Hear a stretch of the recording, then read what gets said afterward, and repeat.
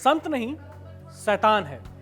मोहम्मद यूनुस के बारे में खौफनाक खुलासा हुआ है। बांग्लादेश के पूर्व खुफिया अधिकारी ने बड़ा खुलासा करते हुए कहा है कि दुनिया ने संत देखा, शैतानी चेहरा नहीं।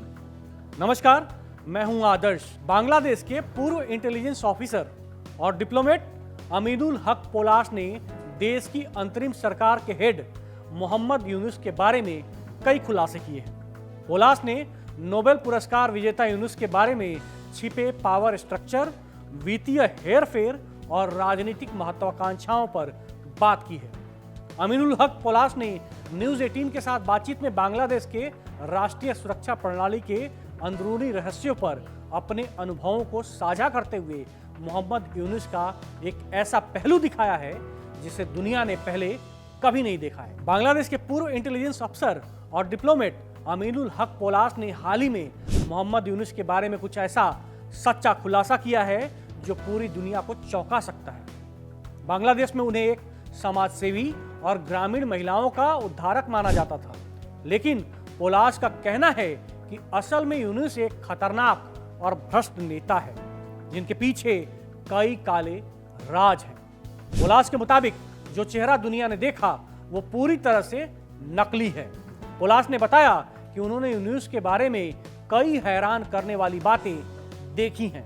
वो खुद बांग्लादेश की राष्ट्रीय सुरक्षा और विदेश सेवा में 1 दशक से ज्यादा काम कर चुके थे, और जब उन्होंने यूनुस के वित्तीय नेटवर्क को खंगालना शुरू किया तो उन्हें पता चला कि यूनुस ने माइक्रो क्रेडिट के बारे में जो दावा किया था वो झूठ था। पोलास के मुताबिक यूनुस ने माइक्रो क्रेडिट का आइडिया चुराया था और इसे अपना बता दिया। असल में यह प्रोजेक्ट फोर्ड फाउंडेशन द्वारा फंडेड था और इसका डिजाइन कुछ युवा शोधकर्ताओं ने किया था, लेकिन यूनुस ने इसका श्रेय खुद ले लिया।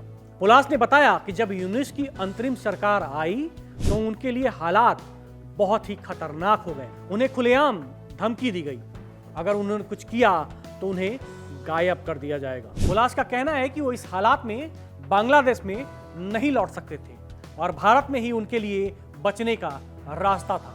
ये सब सुनकर साफ पता चलता है कि यूनुस ने किस हद तक सत्ता का दुरुपयोग किया।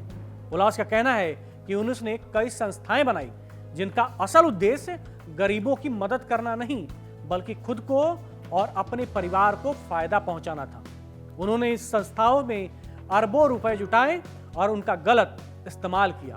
पोलास ने यह भी बताया कि यूनुस ने अपनी संपत्ति को ट्रस्टों में छिपा लिया ताकि टैक्स से बच सके। उन्होंने ये सब कागजी कार्रवाई में छिपा रखा था ताकि कोई इसे पकड़ न सके। यूनुस ने बांग्लादेश की सत्ता को अपने परिवार और करीबी लोगों के हाथों में सौंप दिया था। पोलास ने बताया कि यूनुस ने अपने भतीजे को उप प्रेस सचिव बना दिया और अपनी पुरानी सहयोगी को उच्च पदों पर नियुक्त कर दिया। यह सब कुछ बिना किसी लोकतांत्रिक प्रक्रिया के हुआ था। पोलास का कहना है कि अब ये सब यूनुस की सत्ता को बनाए रखने के लिए था ताकि किसी को भी उनके खिलाफ खड़ा होने का मौका न मिले। पोलास ने कहा कि पश्चिमी देशों ने यूनुस को जो एक संत के रूप में पेश किया है वो सच्चाई से बहुत दूर है। उन्होंने बताया कि अगर हम पूरी खबर को समझें तो हम देखेंगे कि यूनुस ने गरीबों का फायदा उठाकर खुद को अमीर बना लिया।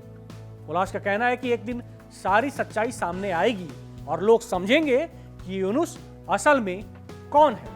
पोलास ने यह भी कहा कि बांग्लादेश की राजनीति में अब एक बड़ा बदलाव आ रहा है। शेख हसीना की सरकार के गिरने के बाद कट्टरपंथी इस्लामी विचारधारा का उभार हो रहा है। यह बदलाव बांग्लादेश के आने वाले चुनाव में बड़े राजनीतिक हलचल पैदा कर सकते हैं। पोलास का कहना है कि यूनुस के नेतृत्व में एक नया राजनीतिक गठबंधन सामने आ रहा है जिसमें कट्टरपंथी संगठन भी शामिल हो गए हैं। इससे बांग्लादेश की राजनीति में नया मोड़ आ सकता है और देश का भविष्य एक अलग दिशा में जा सकता है। इन नए गठबंधनों से ये सवाल उठता है कि क्या बांग्लादेश अब एक कट्टरपंथी इस्लामिक देश बन जाएगा। पोलास का कहना है कि अगर बांग्लादेश में ऐसे लोग ताकत में आ रहे हैं जो देश को इस्लामिक राज्य बनाने के लिए काम कर रहे हैं, इसके अलावा बांग्लादेश की मुख्य विपक्षी पार्टी बीएनपी भी अब इस्लामिक विचारधारा की ओर बढ़ रही है। अमीनुल हक पोलास का कहना है कि जो सच्चाई सामने आई है वो बांग्लादेश और पूरी दुनिया को चौंका सकती है। यूनुस जो कभी एक संत के रूप में जाने जाते थे, असल में एक सत्ता के भूखे और भ्रष्ट व्यक्ति हैं। बांग्लादेश में राजनीति भी अब एक नए मोड़ पर है और आने वाले समय में ये सब दुनिया के सामने आएगा। अब देखना ये है कि बांग्लादेश का भविष्य क्या होगा और क्या वो कट्टरपंथी विचारधारा की ओर और बढ़ेगा या फिर लोकतांत्रिक और धर्मनिरपेक्ष मूल्यों के साथ आगे बढ़ेगा।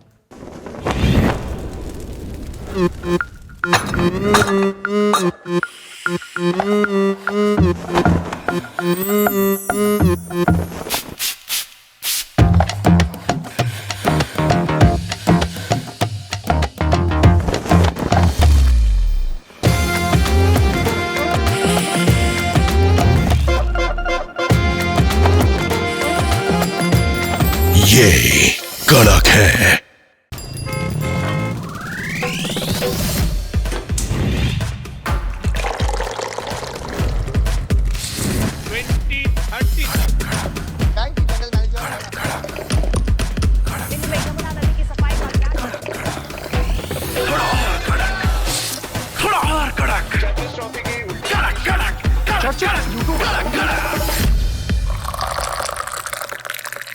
ये कड़क है।